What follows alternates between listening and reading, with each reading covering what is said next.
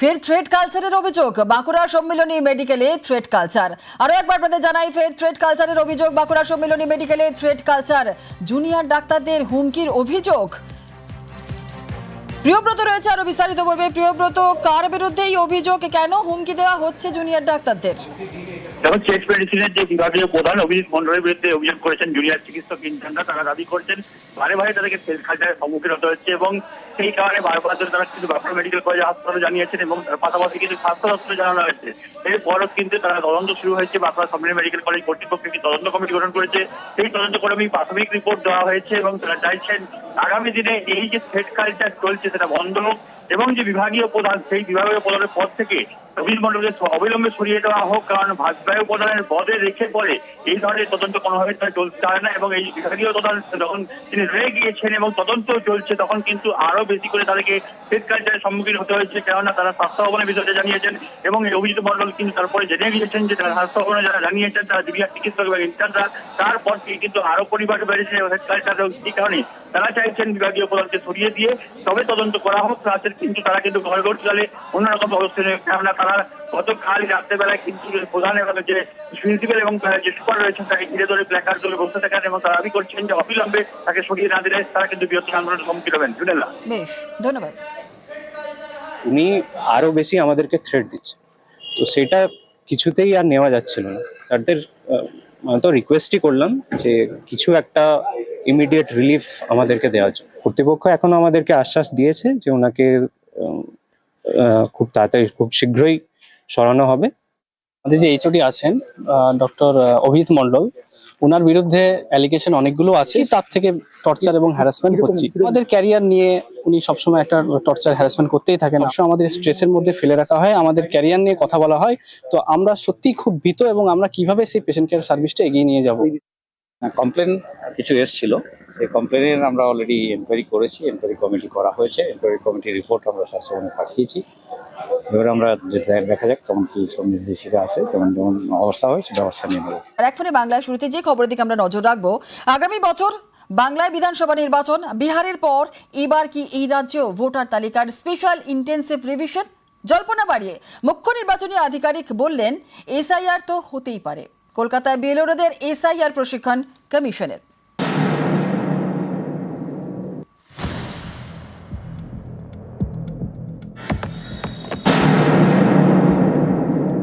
SIR তো হতেই পারে, ফিউচারে হতেই পারে। তো যে আপনার ট্রেনিং তো পরে হবে না, আপ কন্ডাক্ট অফ ইলেকশন আছে, ওটা তো হবে 6-8 মাস পরে। আমরা গোটা সিলেবাস একবারই করাবো না, যেটা আছে এসআইআর পার্টটা এবারেই করে দিচ্ছি।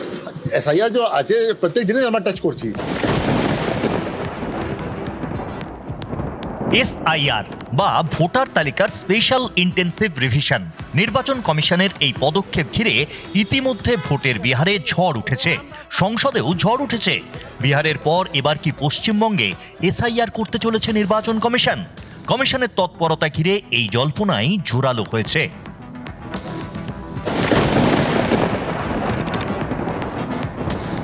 আগামী বছর পশ্চিমবঙ্গে বিধানসভা নির্বাচন। তার আগে জেলায় জেলায় বুথ স্তরের আধিকারিক বা বিএলওদের প্রশিক্ষণ দিতে শুরু করেছে নির্বাচন কমিশন। ইতিমধ্যেই প্রশিক্ষণ দেওয়া হয়েছে মালদা, বর্ধমানে। শনিবার প্রশিক্ষণ শিবির বসে কলকাতায়। সেখানে উপস্থিত ছিলেন হাওড়া, কলকাতা, নদিয়া, উত্তর এবং দক্ষিণ 24 পরগনার 978 জন বিএলও। সেই প্রশিক্ষণ শিবিরে আধিকারিকদের হাতে যে ম্যানুয়াল দেওয়া হয়েছে তাতে জলজল করছে এসআইআর। ভোটার তালিকার স্পেশাল ইন্টেন্সিভ রিভিশন শুরু হলে নির্বাচন কমিশনের বুথ স্তরের আধিকারিকদের কি কি করতে হবে সে বিষয়ে স্পষ্ট নির্দেশ রয়েছে এই পাতাগুলোতে। প্রশিক্ষণ শিবিরে এসআইআর বোঝাতে উদাহরণ হিসেবে তুলে ধরা হচ্ছে বিহারের কথা। আপাতত বিহারে কি কি হচ্ছে সেটা আমাদেরকে জানালো। মানে ভোটার লিস্টকে আবার নতুন করে রিক্রিয়েশন করা হচ্ছে, তাদের জন্য কি কি ডকুমেন্ট দিতে হবে সেটাই একটু রাফলি আইডিয়া আমাদেরকে দিল। বেঙ্গলের ক্ষেত্রে এখনো কিছু বলেনি। ফার্স্ট টাইম ভোটার হবে, 6 নম্বর ফর্ম ফেলতে হবে, 3টা ডকুমেন্ট ম্যান্ডেটরি, বার্থ সার্টিফিকেট চাইতে হবে, অ্যাড্রেস প্রুফ চাইতে হবে, আর থার্ড লিঙ্কেজ মানে বাবার মা ভোটার কার্ড মানে চাইতেই হবে। তারপরে বোঝা যাবে বাবার মা ইন্ডিয়ান, তারপরে আপনি ইন্ডিয়ান হবে। এই পরিস্থিতিতে জল্পনা তৈরি হয়েছে, তবে কি বিহারের মতো বিধানসভা ভোটের আগে এসআইআর হবে বাংলাতেও? জল্পনায় ঘি পড়ে মুখ্য নির্বাচনী আধিকারিকের মন্তব্যে। এসআইআর তো হতেই পারে, ফিউচারে হতেই পারে, তো যে আপনার ট্রেনিং তো পরে পরে হবে না। আপ কন্ডাক্ট অফ ইলেকশন আছে, ওটা তো হবে 6-8 মাস পরে। আমরা গোটা সিলেবাস একবারই করাবো না, যেটা আছে এসআইআর পার্টটা এবারই করিয়ে দিচ্ছি। এসআইআর যে আছে প্রত্যেক জিনিস আমরা টাচ করছি। এবছর শেষে বিহারে বিধানসভা নির্বাচন, তার আগে সেখানে ভোটার তালিকার স্পেশাল ইন্টেন্সিভ রিভিশন শুরু করেছে নির্বাচন কমিশন। আগামী বছর পশ্চিমবঙ্গে বিধানসভা ভোট, তার আগে দিল্লিতে বুথ স্তরে আধিকারিকদের প্রশিক্ষণ দেয় নির্বাচন কমিশন। দিল্লির পর বাংলার জেলায় জেলায় প্রশিক্ষণ, সেই প্রশিক্ষণের ম্যানুয়ালে হাজির এসআইআর। বিহারের পর কি তবে বাংলা? জল্পনা জোরালো। নিউজ 18 বাংলা। ভোটার তালিকা সংশোধনের নামে নাগরিকত্ব যাচাই, বেছে বেছে ভোটারের নাম বাদ। বিহারের এসআইআর ঘিরে হাজারো বিতর্ক, আর নির্বাচন কমিশন যদিও কোনো অভিযোগই মানতে নারাজ। বিধানসভা ভোটের আগে ভোটার তালিকার এসআইআর বা স্পেশাল ইন্টেন্সিভ রিভিশন হচ্ছে বিহারে, জানিয়ে উত্তাল রাজনীতি। কিন্তু ভোটের আগে ভোটার তালিকা সংশোধন তো হয়েই থাকে, তাহলে এই এসআইআর নিয়ে এত হইচই কেন? কারণ অনেকের দাবি বিহারে ভোটার তালিকা সংশোধনের নামে নাগরিকত্ব যাচাই করা হচ্ছে। নির্বাচন কমিশনের নির্দেশ, যারা 1987 থেকে 2004-এর মধ্যে জন্মেছেন তাদের মা বাবার মধ্যে কোনো একজনের জন্ম তারিখ ও ভারতে জন্মের প্রমাণ দিতে হবে। 2004-এর 2রা ডিসেম্বরের পরে জন্ম হলে মা বাবা দুজনেরই জন্ম তারিখ এবং জন্মস্থানের শংসাপত্র দিতে হবে। বিহারে 11টি নথির তালিকা দিয়েছে কমিশন, যার মধ্যে অন্যতম জন্মের শংসাপত্র, পাসপোর্ট, স্কুল বোর্ড বা বিশ্ববিদ্যালয় থেকে পাওয়া শংসাপত্র, স্থায়ী বাসস্থানের প্রমাণ, এসসি বা এসটি সার্টিফিকেট, জাতীয় নাগরিক পঞ্জি বা এনআরসিতে নাম, কেন্দ্র বা রাজ্য সরকারি কর্মী হলে সেই পরিচয়পত্র, রাজ্য সরকার বা স্থানীয় প্রশাসনের তৈরি করা পারিবারিক রেজিস্টার, জমি বা বাড়ির দলিল, আধার কার্ড, ভোটার কার্ড বা রেশন কার্ড কোনোটিকেই নথি হিসেবে গ্রহণ করেনি নির্বাচন কমিশন।